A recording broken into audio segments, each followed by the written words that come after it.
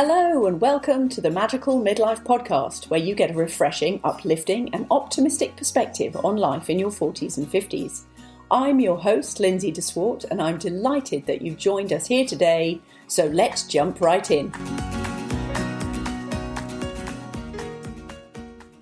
Good morning, it's Lindsay. Welcome to episode 10. How are you doing today?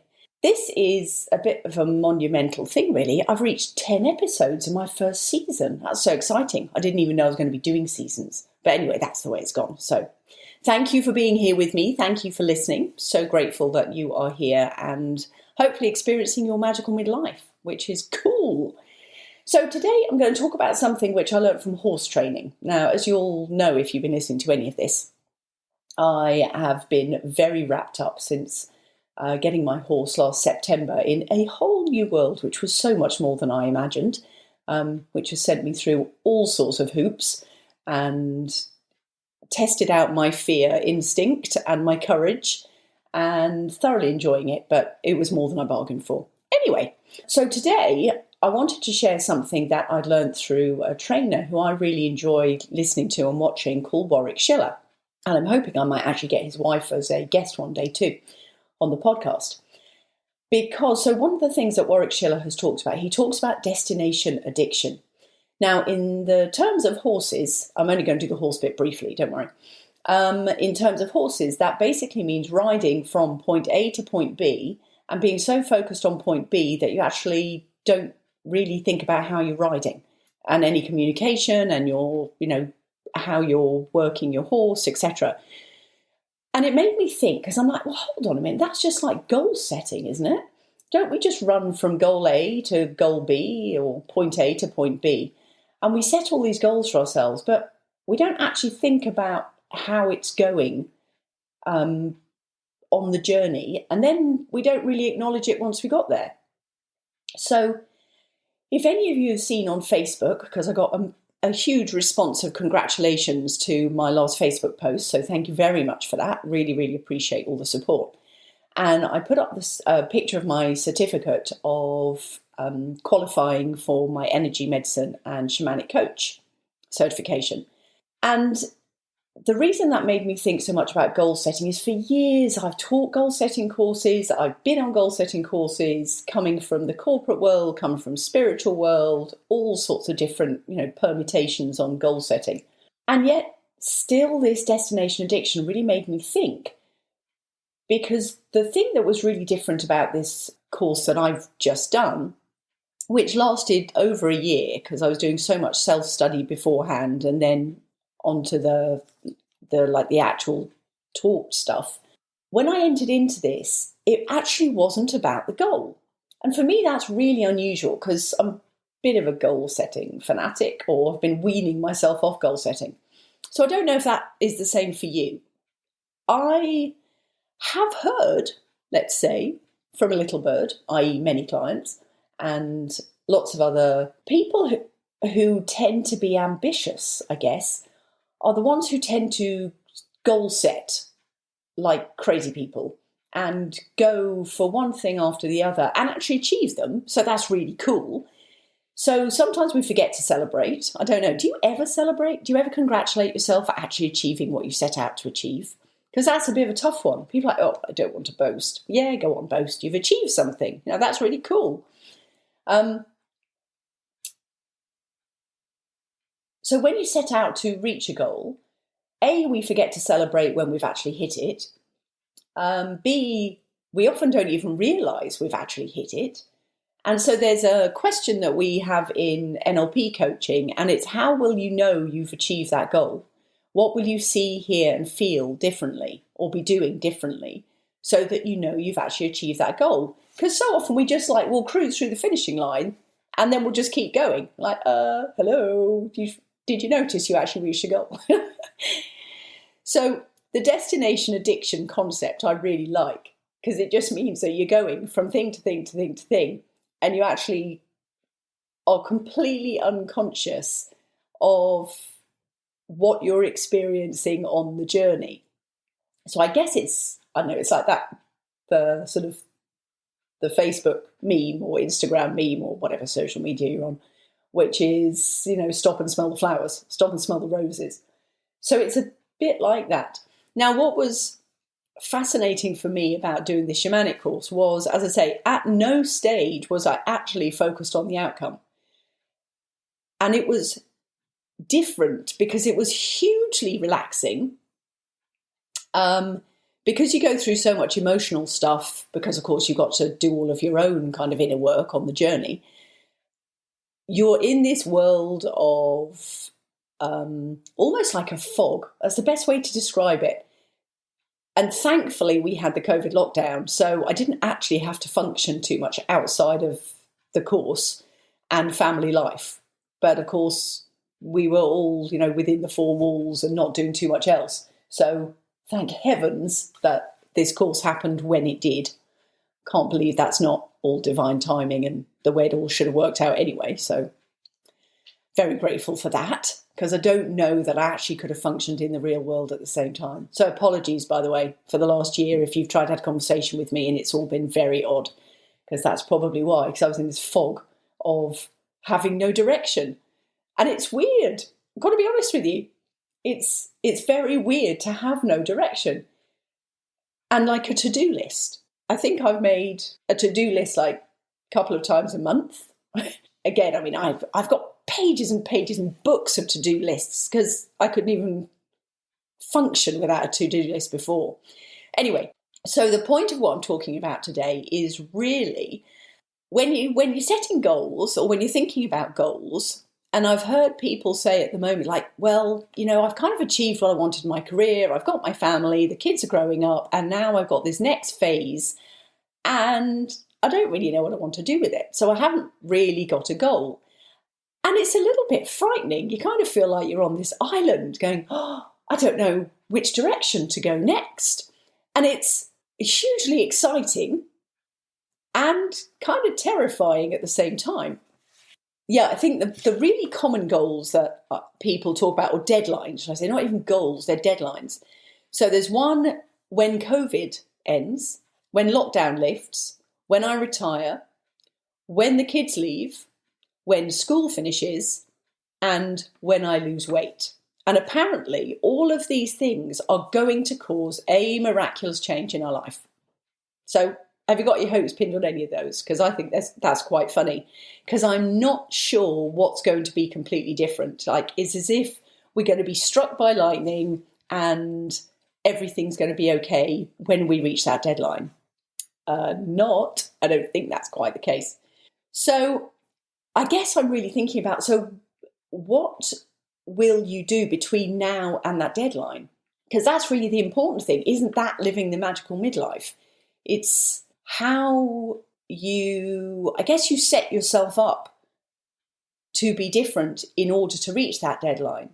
So one of the people I've been working with recently, she was saying, well, I'll start my business. I've just got to wait for my youngest child to go to university. And once my child's gone to university, then, my business, I can really focus on it and it'll be cool. But I've only got a little bit longer before she goes.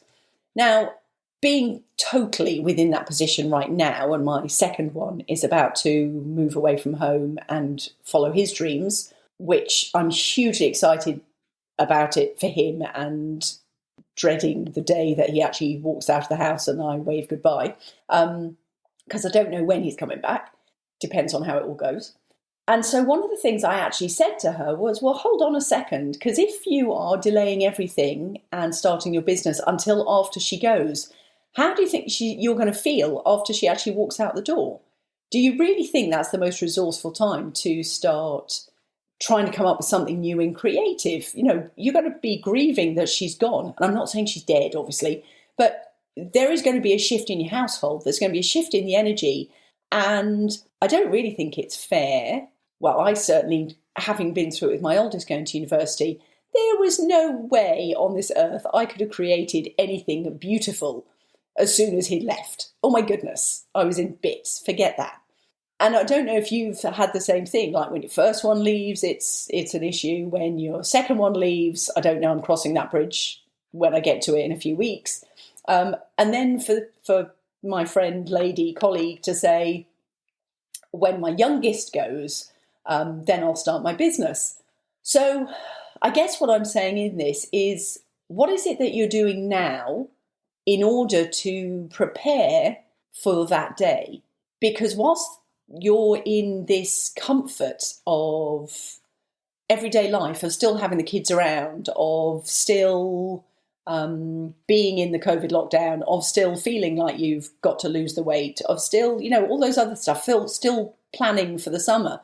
Whilst you're in this moment now, what can you do differently that will make the transition after that, fictitious deadline line in the sand? You'll already be living it. I guess it also comes down to that fake it till you make it kind of thing. That, if you're doing now what it is you want to be doing after that deadline, and I'm doing, fingers in the air deadline, because it's sort of a deadline, then you're focusing on the only thing that you can control. And the only thing that you can control is now and what you're doing today.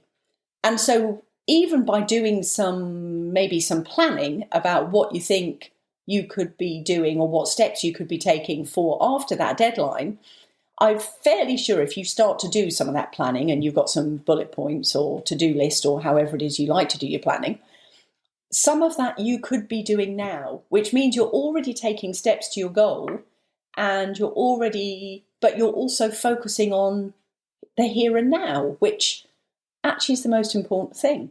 So when I was thinking about today's podcast, episode 10, did I mention episode 10? I actually used some of the shamanic training I had and journeyed into the energy of how the different words feel. So one of them I just sort of journeyed, which is basically, it's almost like a meditation. If you're not familiar with it, that's really what it is. You meditate on a specific problem or on the energy of a specific problem. So I actually experimented and said, okay, I'm going to journey into the specific energy of a goal. And the first vision that came up very quickly was just a pair of running shoes, like trainers, obviously, for the English language, and a running track and the finishing line. Because when you run a race, you set a goal, it's as clear as finishing, running over the finishing line. And once you cross that finishing line, then you're done. That's that goal done. Then I journeyed into the word destination, because, as I say, there was something about what Warwick Schiller said about destination addiction. It just felt, destination kind of feels good. Not traveling, unfortunately. That will feel good. But it was the destination addiction. It's as if we were totally focusing on the end goal. So that's why it felt different somehow than just setting a goal. So I journeyed into destination, and the picture that came up was unpacking a suitcase. Nice. That means you've arrived, right? And then I journeyed into destination addiction. And what came up was the unpacking of a suitcase, and then the repacking, and then unpacking and repacking. But the thing is, it got faster and faster and faster, and nothing actually happened in between.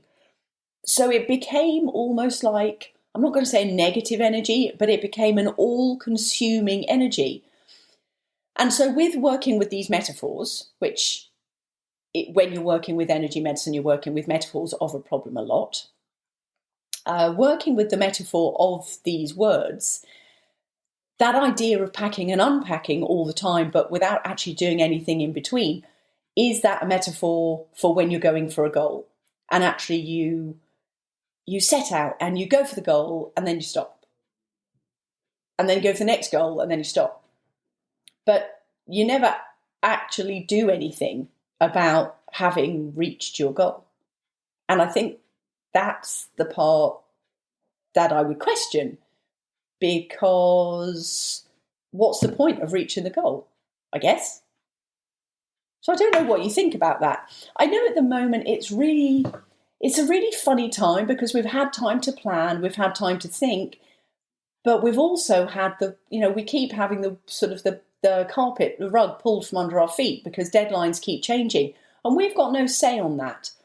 So I guess the purpose of what I'm talking about today is really, I guess, to encourage you to look at what you can do now.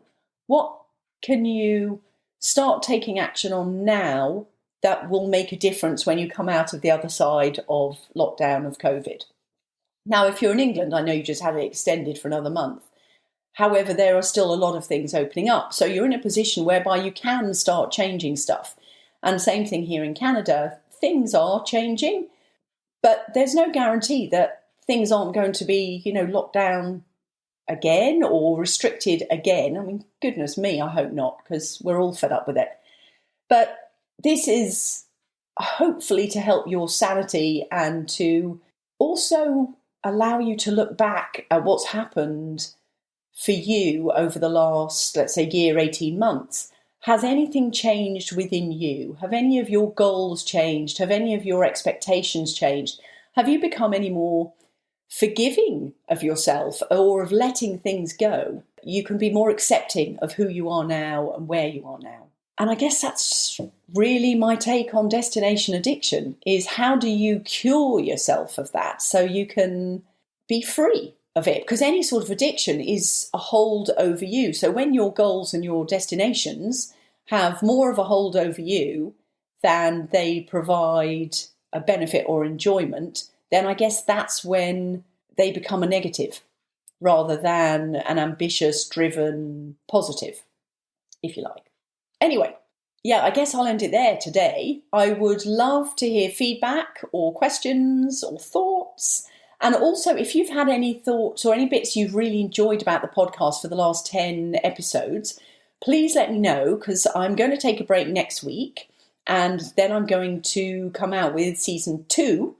And I'm going to break this down into 10 episode chunks, because it feels like a good thing to do.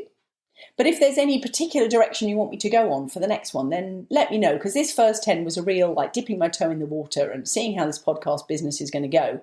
And really enjoyed doing it. So I hope you've enjoyed being with me. The response has been awesome and so grateful for that.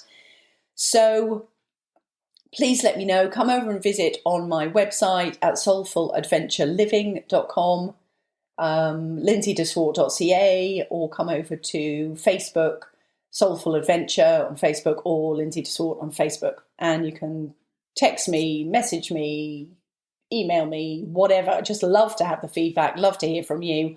And I will leave it there. So I hope you have a fantastic day, and I will see you in the next season. Take care. Thanks a lot. Bye.